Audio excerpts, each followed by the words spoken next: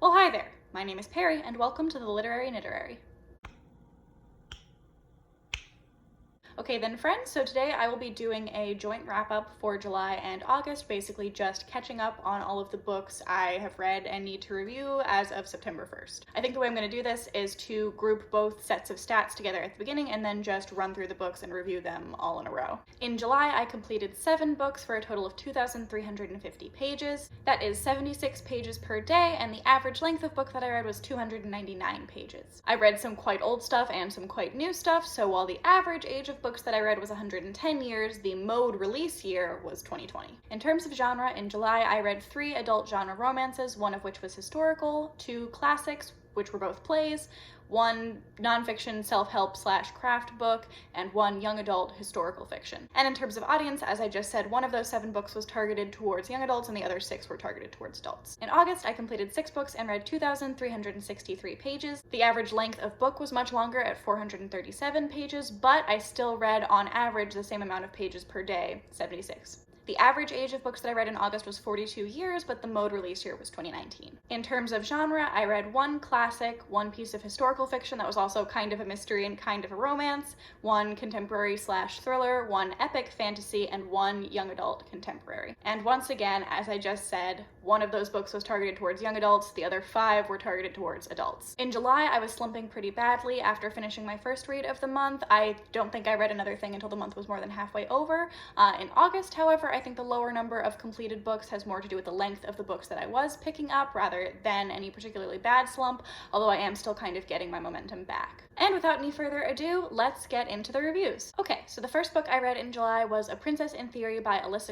This is an adult contemporary romance about a girl who as a child was betrothed to the prince of an African kingdom, and then her parents took her to America, but then they died, so she doesn't really have any idea who she is. Now she's grown up and she is a grad student in epidemiology and public health, but she has started getting these fishy looking emails from someone claiming that she is engaged to be married to an African prince, and you know, if she'll just answer them, they can set all of that up. So she is a little bit creeped out by these emails. She doesn't think they're real, but of course we the readers know they are. Eventually this prince comes on political business to New York and decides that he is interested to meet the woman that he was supposed to marry, and it being a romance novel, I suppose you can probably figure out what happens from there. I enjoyed this one quite a bit. I gave it 4 stars. Something I'm noticing between this and the other Alyssa book that I read is that there seems to be a little bit of extra plot outside of the central romance in her books, which I really appreciate. So in this one, there's sort of an ongoing epidemiological mystery with this novel illness that they're trying to figure out. So if that is too much for you right now, and I understand why it would be, there's a warning for that content in the book, but it doesn't get terribly heavy in tone because it is a romance. I also really liked the female lead. I liked that she was very ambitious and intelligent and driven in pursuing her chosen field. Yeah, overall I thought this was great. So after that, as I said, I didn't read much of anything for a couple of weeks, but then I read The Changeling by Thomas Middleton and William Rowley. I read this because I was in a Zoom reading of an adapted abridged version of this play and I wanted to see what the original was like. This is mostly a tragedy with a lot of jokes in it and a mostly comedic subplot about a young woman who is engaged to be married to a guy she really doesn't like, so she enlists the help of another guy that she really doesn't like but who likes her to kill the first guy so that she can marry this third guy who she does like, and it's basically a corruption arc about her going from this really pure, good, chaste woman to being very sinful and blood-soaked and guilty. I found it interesting to compare this play to Shakespeare because there were several beats throughout the play that either through language or through situation very explicitly recalled moments from other Shakespeare plays. So you'll be reading and you'll think, oh, that's Lady Macbeth, that's Romeo and Juliet, and so it's really interesting to see those sort of moments that might have been familiar tropes or set pieces of the day, seeing them reflected in another playwright's, or I guess 2 other playwrights' work when you're familiar with them from Shakespeare is just really interesting. So I definitely recommend it if you've read Shakespeare and you like Shakespeare and you're not as familiar with his contemporaries. I think it is actually more accessible and easier to read than most Shakespeare is, so if Shakespeare is a little bit intimidating and you're trying to work your way up to that, it could also be a good pick for you. The stakes are very high and the action not necessarily realistic, as you often find in drama based on the classical model. This is certainly not a psychological drama, but it is interesting and I would say entertaining. Mostly though, I did find it interesting in comparison comparison to the adaptation of it in which I performed, because that adaptation involved extensive gender swapping so that the play included many more roles for women and a central female-female relationship. First of all, queering classics or investigating gender and sexuality within classic works is one of my favorite things to do. And second of all, I think that remediates or challenges a lot of the misogyny in the original text, which is definitely there. But setting aside how delightful it was to act with other people again, I will give the original text in a vacuum 3 stars. Next up, I want to talk about the other 2 romances that I read in July in comparison to each other, because they both were published on the exact same day actually, and they both have sort of very similar premises. So first up is To Have and to Hoax by Martha Waters. This is a historical romance set in the early 19th century, following a married couple who the first year of their marriage was super great, but then they had a giant fight, and now they haven't talked about it or talked to each other or had a real relationship or like kissed in like 4 years. So it's a relationship that's on the rocks. And then one day, the wife gets a letter that her husband has been thrown from a horse and he's unconscious, and she's like, oh no, so she starts riding down to go see him, but on the road she meets him in a carriage perfectly fine, and nobody had remembered to send word to her that he's okay now. So she's mad again, and still mad about this other thing. So she decides that to get back at him, she's going to pretend to have consumption. And from there, the way that I interpreted the pitch, the blurb of this book, was that they would get involved in sort of an escalating prank war where they would both keep coming down with increasingly outlandish maladies and trying to convince the other one to take care of them. But that is actually not what the book is. There's not so much an escalating prank war in that sense as there is an escalating conflict surrounding her claiming to have consumption. So my major disappointment with this was that I didn't feel like it really fulfilled what I thought the premise was. I was expecting a high level of pettiness, lots of pranks, an escalating war of wits, and that's not really what I got. I do think the book has other weaknesses though. It's very repetitive, partially just on a phrasal level where characters will just say the same things over and over again, but also because it's told in dual perspectives and because it's centered around or centered on this one conflict, this one big bad fight that they had early in their marriage. And so in every chapter throughout the entire book, each character thinks like, oh, I like him, but we had this big fight. And then in the next chapter, it's like, oh, she's pretty, but we had this big fight. And I get sort of frustrated when there's some sort of secret from the past that the characters are sort of intentionally not telling you, because I can see the machinations of the author there. I don't believe that a character would recall an event that was important to their circumstances so many times, differently each time, but each time withholding crucial information from themselves. Like, that doesn't make any sense when you're inside the character's brain. I think if it were a more limited or a more distant point of view style, maybe it would be okay. But as it stands, that really doesn't work for me, the sort of circling back and returning to the secret and just only ever being like, oh, the problem, the fight we had about that. Like, why aren't you being specific if it's inside of your own brain? So you just keep circling back and circling back and circling back, and you can see the author choosing when to reveal information to you, and it just feels forced to me. Similarly, along the lines of feeling forced, romances where the biggest problem is that the two people haven't had a decent adult mature conversation for years are never going to work for me. Romance is based on miscommunication or lack of communication where there's such a simple and obvious fix. Don't do it for me as much. I understand that the point of a romance novel is to show people who are not necessarily good at being in relationships figuring out how to be in a healthy relationship together, and that's certainly one way to do that, but it's just never going to be my favorite way. Finally, I felt like this book leaned a little bit more into the idea of a historically accurate mindset for both main characters than I necessarily enjoy personally. It's a personal taste thing, but just having the hero and heroine casually say things that were very sexist or classist and not really challenging those things is not something that enhances the experience of a romance for me. I know there are some people equally who get upset by heroines who have a modern feminist sensibility transplanted back into the Victorian era or what have you. I am not one of those people. I think if romance is escapism, and if every book, and especially every historical book, is essentially a fantasy, you can just go ahead and make it feminist. I'm not going to get mad at you. And especially don't make a heroine who's going to think a bunch of sexist things and then continually tell me how unconventional and unusual for the day she is, because I'm not going to believe you. Yeah, so if any of the things that I've just listed are either good points or bad points for you in terms of what you look for in historical romance, hopefully you'll take that under advisement and you'll know whether you will like this book. I thought it was just okay, 3 or 3.5 stars. But in contrast, right after that, I read You Deserve Each Other by Sarah Hoggle, which it turns out has a bit of a similar premise, and I loved it. This did everything To Have and to Hoax did not do for me. So this one is about two people who are engaged to be married, but the longer the engagement goes on, the less sure that the woman is that she wants to marry this guy after all, until one day she realizes that she thinks he's trying to be terrible on purpose to make her break up with him, and she's like, oh no, I'm going to be so terrible that you have to break up with me. And there's the sort of escalating prank war of wits that I was expecting from To Have and to Hoax. And if I felt like that one was afraid to really commit, this one took the premise and ran with it so far. It went all the way. It was so good and so funny. The narrative voice definitely has a little bit of a strong flavor. I can't even really identify what the flavor is, but the voice definitely felt very distinctive as I was getting into the novel, and I think if you can just sort of relax and go with the flow, you'll be fine. So yes, just excellent, extreme pettiness and silliness in this one. But then, because they're already engaged, when they decide that maybe they do like each other after all, no spoilers, but it's a romance novel, it flips a switch and suddenly it's so good and sweet because they know each other, they know what the other person likes, they know how to make the other person happy, so it switches straight into being an established relationship where they can just both take care of each other really well, and it warmed my little heart. This book actually made me tear up at the end, which is pretty rare for a romance to do, and just 5 stars, amazing. The more I talk about it, the more I kind of want to reread it at some point.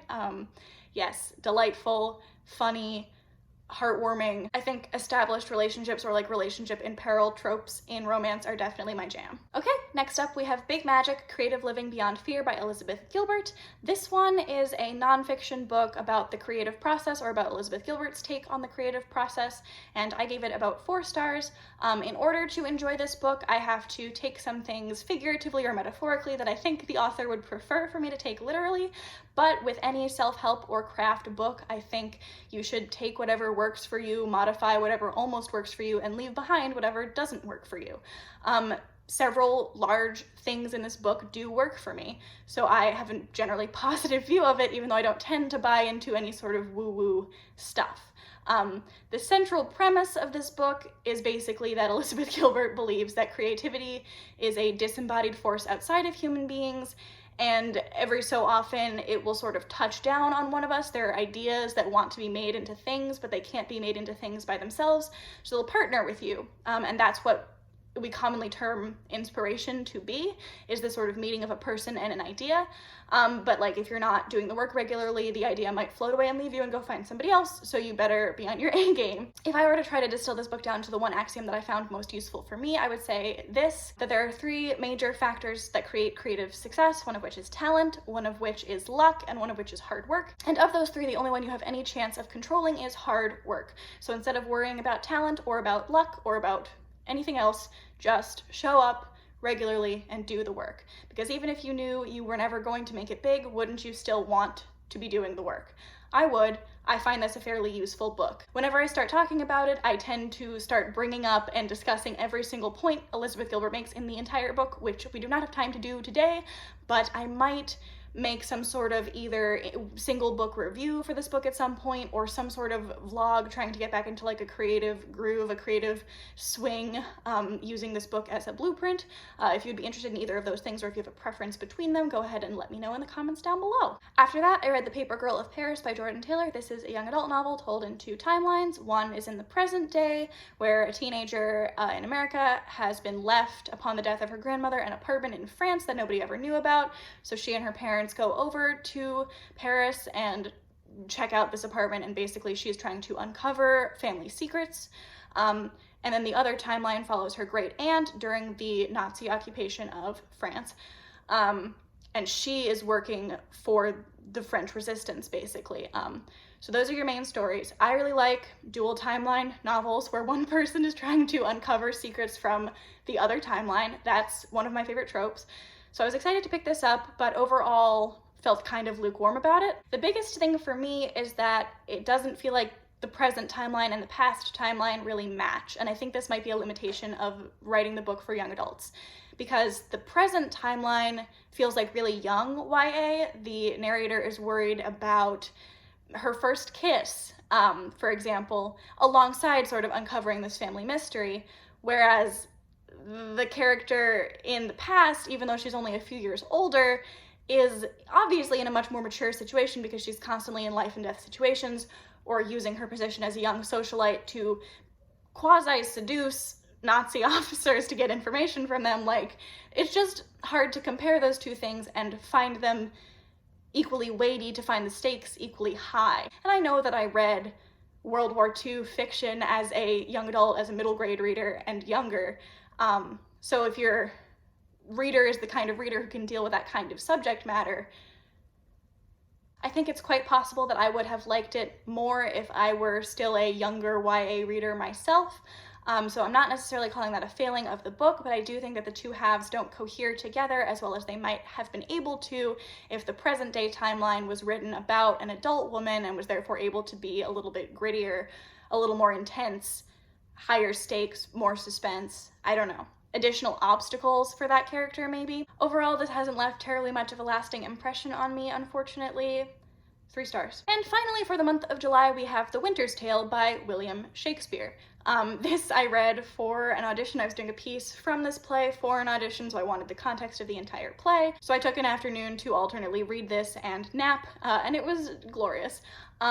This should be a reread for me because I know I studied this in class, but as I was reading it, I couldn't tell if I had actually read the whole thing the first time or if I did more of a little skim. I didn't remember it that well, so either way, I'm fairly new to the actual text of the play, even if the plot structure and the themes were familiar. This is one of Shakespeare's later plays. It's what some call a romance, where basically the first 3 acts are a coherent tragedy, and then the second 2 acts are basically a comedy. Thematically, it is about 2 kings who are best friends until one of the kings begins to suspect, for no real reason, that his wife is having an affair with the other king, and he flies into a jealous rage and makes a bunch of terrible decisions.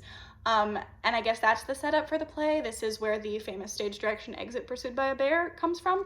There's a lot going on in this play.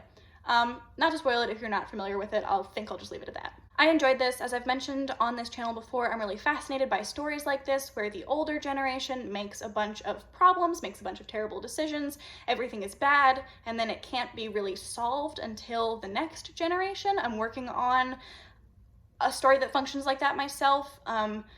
Although I haven't really figured out how to fix everything in the second half yet, so fascinated by these stories even if I don't fully understand them. Other themes to explore in here could be obviously jealousy, it could be the relationship between the king and the king's words and actions and the state itself, perhaps in comparison to King Lear, or analysis of public and private spaces, especially women in public and private spaces, and Hermione's speeches to the entire court where she tries to defend herself. I feel kind of weird rating this, but I will say that I would love to work on it at some point in the future because I just think it's really, really interesting. I think there's a lot here. Okay, moving on into August. The first book I finished in August was Evelina by Frances Burney. I actually read the bulk of this in July, but I did finish it in August. This is a classic. This is an 18th century novel about a young girl whose father basically won't claim her even though she is of legitimate birth, so she's being raised by her adoptive father, and she's lived a very quiet and retired life in the country up until this point, but now for a variety of reasons she ends up in London, and it's basically about her, I mean the subtitle is like a young lady's entrance into the world, so it's about her coming into contact basically with bachelors for the first time and her just sort of adventures and misadventures in society. This is a little bit over the top, but in general I did really enjoy it. Overall, I think a comparison to the works of Jane Austen is warranted with a few major exceptions, the first of which being that I didn't ship the romance in this, and the second being that this has some sort of tonal or pacing issues. There are a surprising number of jokes and japes in this book, but some of them are absolutely beaten to death, are just over the top, crazy ridiculous, or are inserted into points in the narrative where I think they pull focus from what is the actual thread of the book, and would better have been left out. As with a lot of literature of the time period, this is very preoccupied with the question of how women should be educated. And in general, I think the treatment of gender in this text is really interesting. I would love to reread it and like make a note of every sort of gendered comment about a woman being masculine or a man being feminine, and sort of try to figure out what the text's attitude is. I think that would be a really interesting project. But yeah, overall, I enjoyed the experience of reading this, so I give it about 4 stars. As I've sort of said about a couple of other books now, if you can sort of relax and go along with it, I think you'll have a good time, and it is easier to read than some other 18th century novels I've tried. Next up, I read The Signature of All Things by Elizabeth Gilbert, which I loved. I loved this book. I gave this book 5 stars.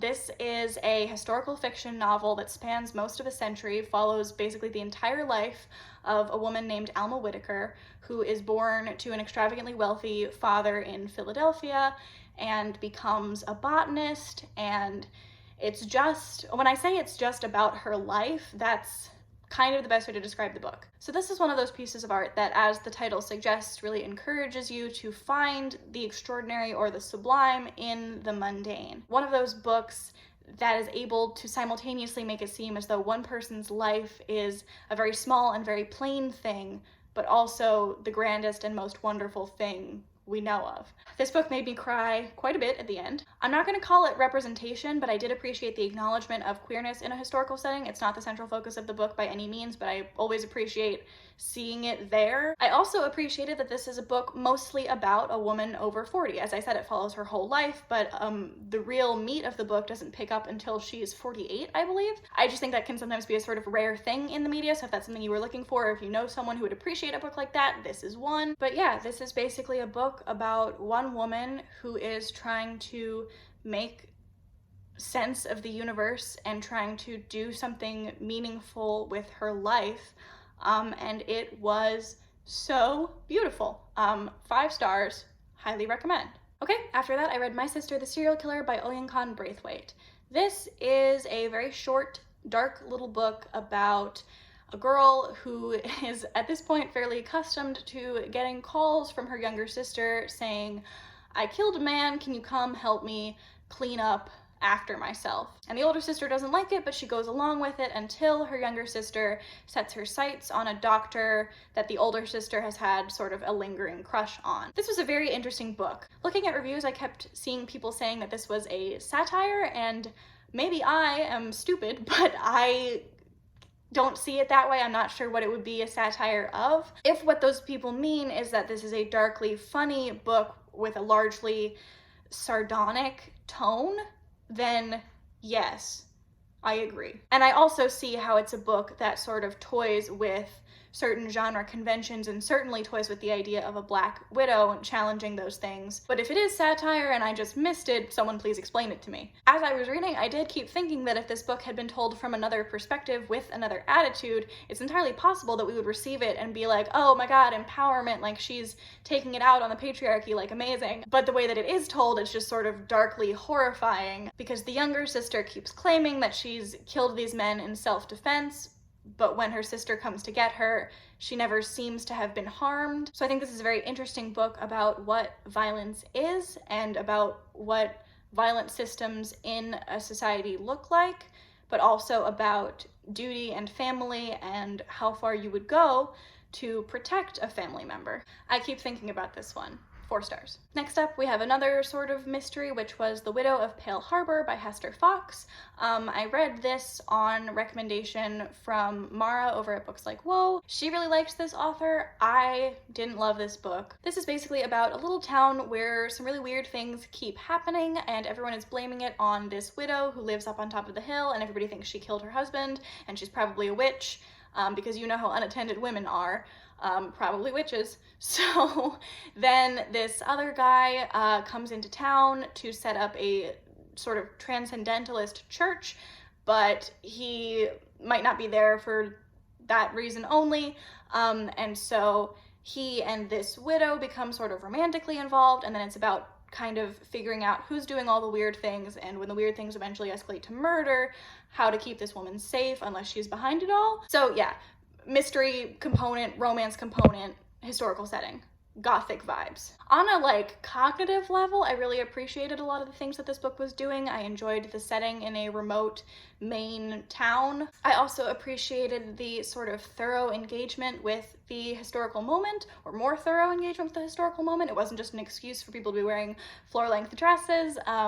There was, as I mentioned, some discussion of transcendentalism, and there's sort of this, the publication of a literary journal is an aspect of the book, and the murders and the strange things that have been happening are sort of following the pattern of Edgar Allan Poe stories. So there's discussion of like old-timey literary celebrity and Poe, and cognitively, all of that stuff should have been stuff that I was super into. I guess the issue is that I just didn't fall in love with this book. There was a book series that I read in 2019 that sort of reminded me as an adult that I love historical fiction, and those books were historical mysteries with a romantic component. So I was like, hey, I should probably be reading more historical mysteries, bonus points if they have a romantic component, to try to find another book or series that I will love as much as I loved those. And this just wasn't quite it. But if you're in the Northern Hemisphere and it's sort of tending towards fall where you are, I think that this could be a really good choice for some sort of dark, cold, spooky vibes with bonus like Edgar Allan Poe inspiration. It's all very Halloween, so if that sounds good to you right now, maybe go ahead and pick it up. I don't think this is going to leave a lasting impression on me or my heart, so 3 or 3.5 stars. After that, we have this chunker, which was The Priory of the Orange Tree by Samantha Shannon. I don't know if I'm gonna hold this up the entire time. This is an epic fantasy book with lots of political intrigue and also dragons. Basically, there are too many countries to describe right now, but there's sort of an eastern half of the world and a western half of the world, and in the middle is this huge ocean under which they've trapped this big evil bad dragon that wants to end the world, but now they think the big evil bad dragon might be coming back. And on the eastern half of the world, there are these dragons that are friendly and are water spirits and are more inspired by the dragons of Asian mythology in our world, and so there are people that ride them, and there's a whole society about that. And so there's a lot going on in this book. There are multiple points of view. There is uncovering the mysteries of the past that have formed the foundation of all of the religions of this world and figuring out what was really true, which is an aspect that I always like, is like the mystery from the past thing, especially the distant past. I find that exciting.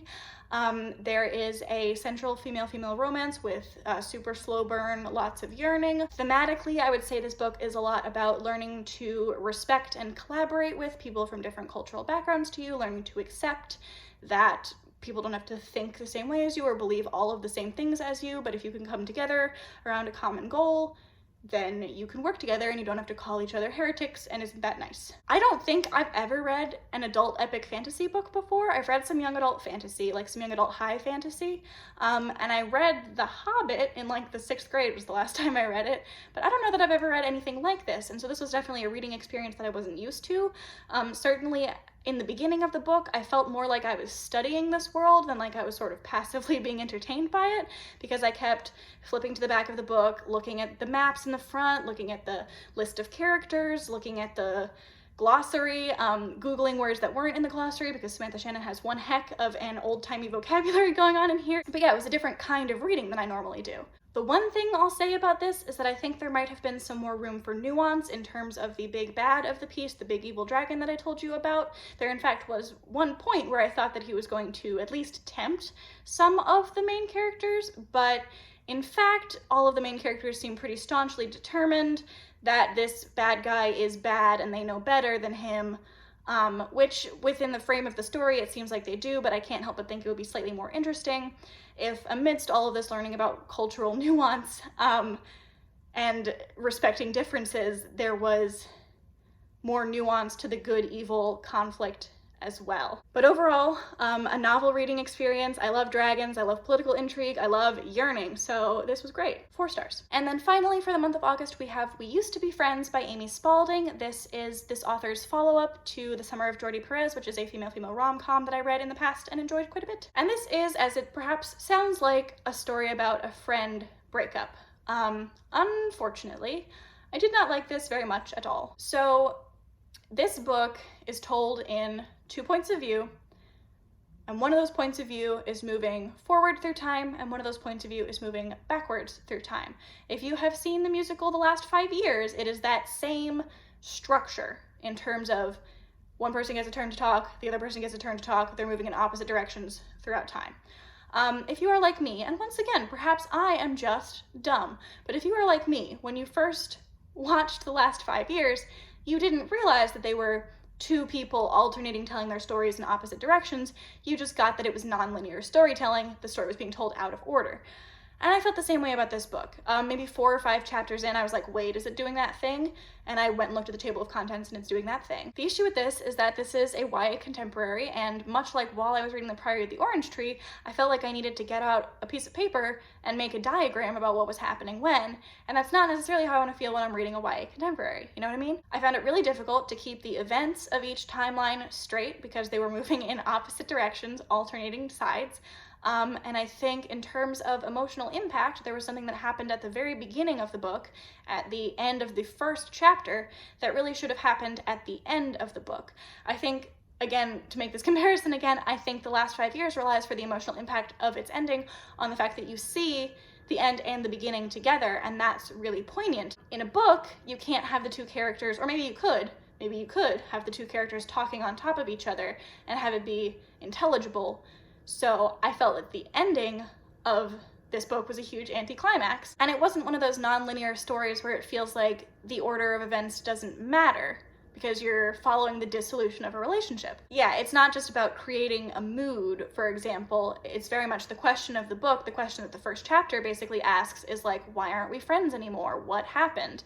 And then if you're trying to answer the question, what happened, the structure of the book, the way that it is, it makes it really hard for the reader to answer that question. And so you end up frustrated at the book for not telling you what you want to know. I don't know. The two characters were distinct and had distinct, distinguishable voices, which is good, but the author definitely relied a little bit on catchphrases, especially in one of the characters' voices, to be able to do that, and that got a little bit grating or silly by the end of the book. I picked this up because one of the main characters is sapphic, and there is a female-female romance in the book.